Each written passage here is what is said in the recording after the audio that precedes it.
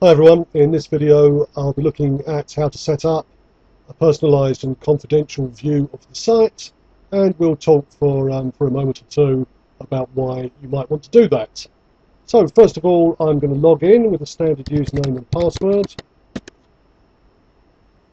first thing you might notice once you've logged in is the site appears to be asking you to sign in again at the top of the screen here, and you might wonder why it's doing that.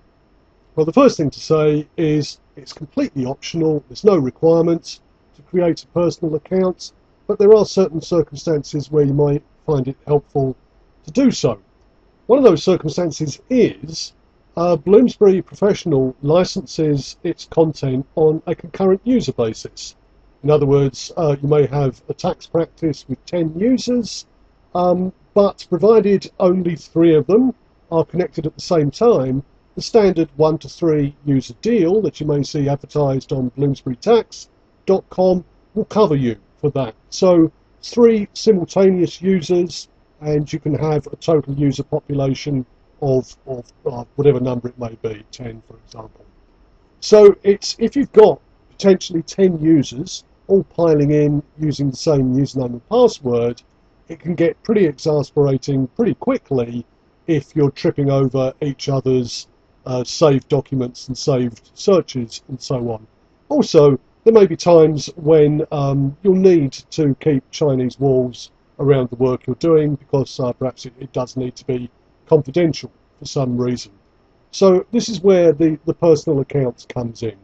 To create your own personal accounts, if you haven't done that already, click the link to create your personal accounts up at the top of the screen here. And that pulls up a dialog, and it asks you to supply your name. It asks for your email address because if you set up a search alert, it does need to know where to send the alert. So that's why it's asking for your email address. You set up a password. These things here, the capture boxes, I don't think there's anyone on the planet who likes using these. It is a security requirement for us to protect the server and indeed the information itself from hackers and the like. So it's something you only see when you're setting up the account for the first time. If the strange words it gives you are unreadable, then clicking the refresh button will supply some more, and you can have another go with them. I won't go through filling out the whole form. I'll just sign in with an existing account by clicking the sign in button there, and when I log in, I now have access to my personal content. If I click that link there, you'll see a document that I saved earlier and a search that I saved earlier.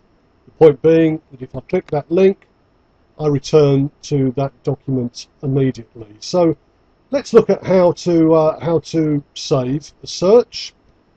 If I'm interested to see what Donald Drysdale has to say about closely held private companies in the new CT Core Tax Annual, I can just choose that from the search, and I now get my search results come back.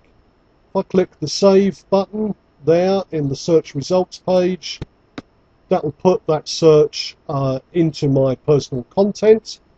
If I tick that box, it will notify me with an email if that search finds new results in the future. Similarly, if I go into a document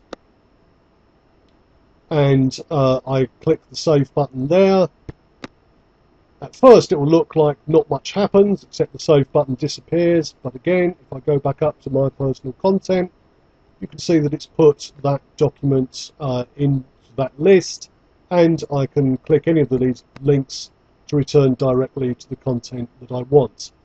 A couple of other things to mention which makes it worth setting up these personal views is that the My Content and My Searches drop down provides one-click access to all your favourite stuff. So if I click My Searches, showing me the recently performed searches, but also any searches that I've saved in previous sessions. If I want to go back and run my search on ambience, the capital allowances concept rather than the home furnishings concept, I can click that link and get my search results back immediately.